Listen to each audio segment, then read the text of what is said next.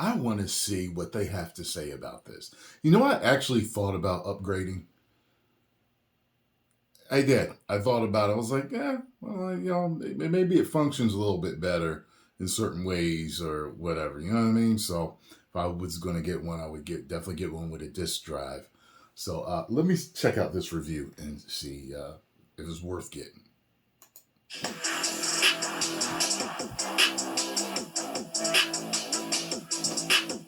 After 3 jam-packed years filled with multiple peripherals, numerous updates, and hundreds of games, the PlayStation 5 has cemented itself as the most popular home console with nearly double the units sold as the Xbox Series X. That's what I heard. It may look a little bit different than the 2023 Slim model revision, but today's PS5 isn't radically different from what came out 3 years ago. Punch Xbox in the chest! Workhorse of a machine with a best-in-class controller, and it can more Love than the hold controller. its own when playing the most demanding games I available like it more than today. Xbox's controller, but I used to like Xbox controller the most for years.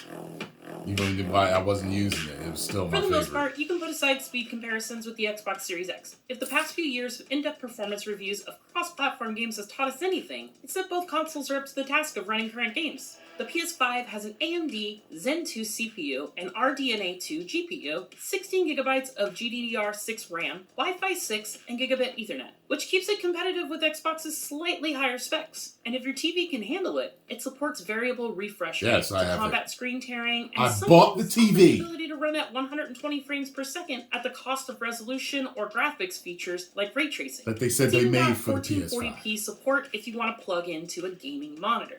The newest model of PS5, officially called the PS5 Slim, packs all those same features into a more compact, slimmer design that's a lot nicer on the eyes than the bulky launch version. As a nice bonus, you get a slightly larger 1TB storage capacity for 848GB of usable space, 181GB more than the launch version.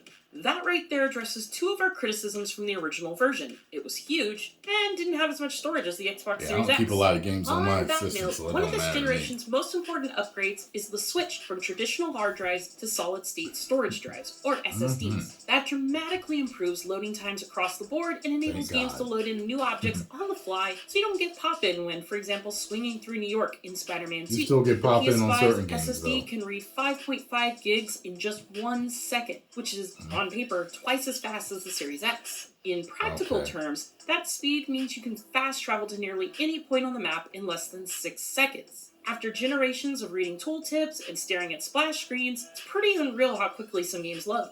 Bear in mind, though, that a single Call of Duty game is 150 gigs these days, so you may still want to invest in extra storage. To do that, you can easily pop off the side panels to install an M.2 SSD drive right off the shelf, which currently range from an affordable 250 gigs to 4TB monsters that can cost as much as a PS5 on its own. That gives the PS5 more flexibility than the Xbox Series X and its proprietary expansion cards.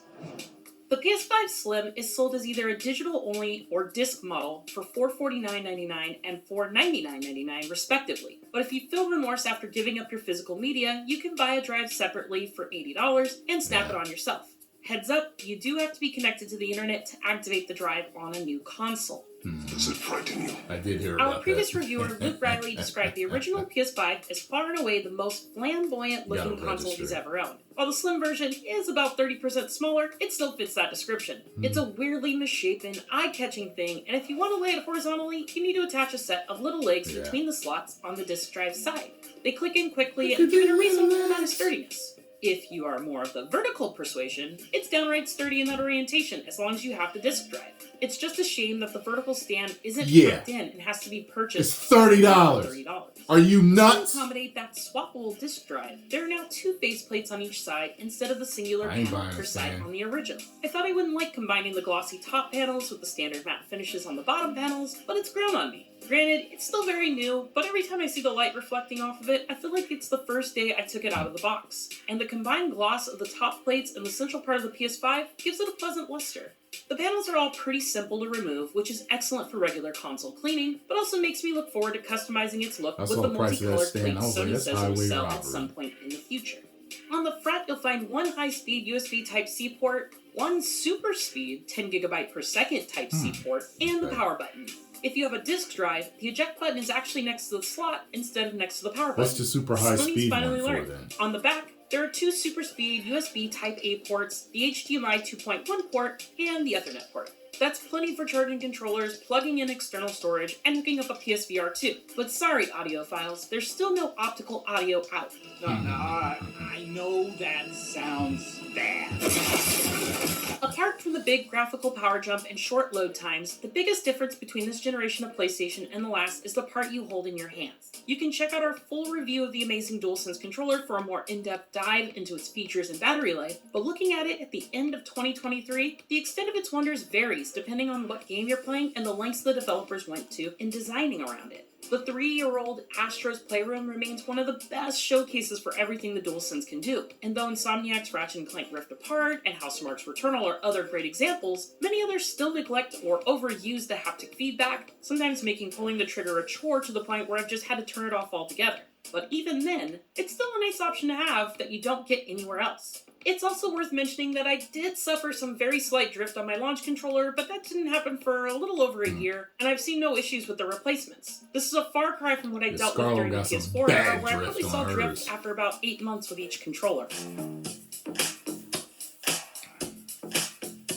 When you fire it up after the simple setup process, the PS5's interface doesn't feel wildly removed from its roots on the PS4, but it's definitely different and significantly more elegant in a number of ways. Selecting a game immediately takes over the main menu background and music with dramatic effect. A single tap of the PlayStation button in the center of the controller will bring up what Sony calls the Control Center, which is a little like a taskbar on a Windows PC and lets you quickly switch between your active and recent games and apps like Netflix and Spotify. I never look at that It's stuff a big there. improvement over the PS4. Ever. Back then, checking things like current downloads and what friends of yours are online required a bunch of shuffling back and forth, up and down, left and right, through menu icons. The PS5's Control Center places all that info at our fingertips. You can also organize your library into game lists, which are basically folders, but heads up, the PS5 doesn't really have a web browser.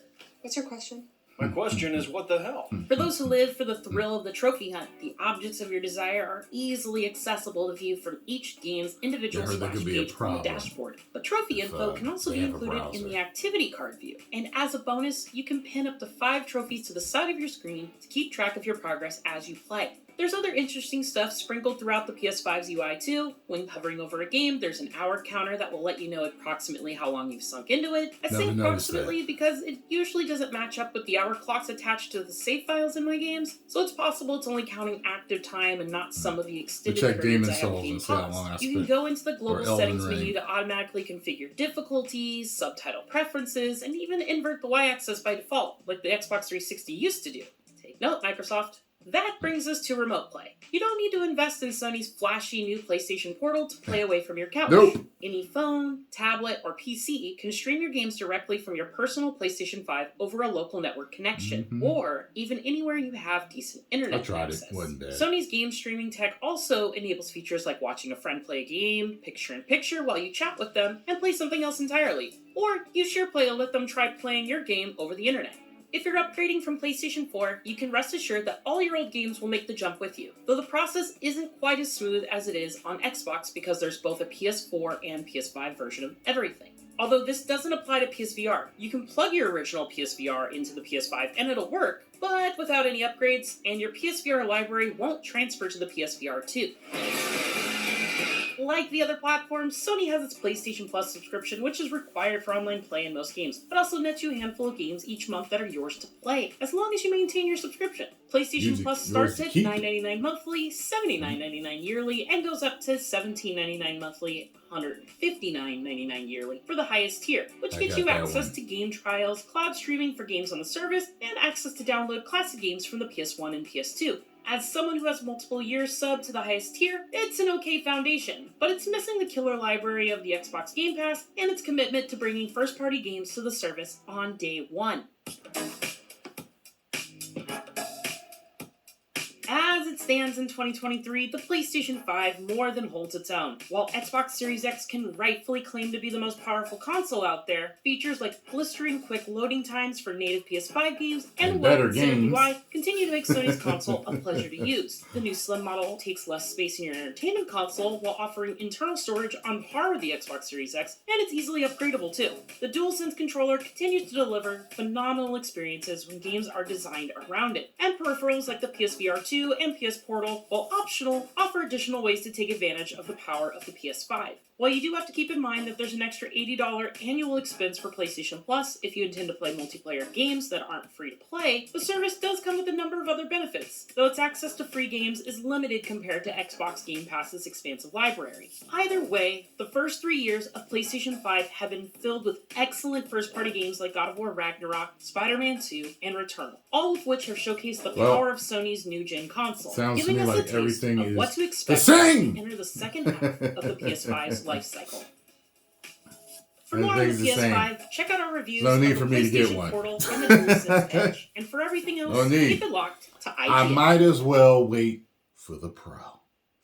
Post comments down below. Let me know what you think. Are you going to get a PS5 Slim? If you've already got a PS5, are you going to get the PS5 Slim? That's what I want to know. And why? And why?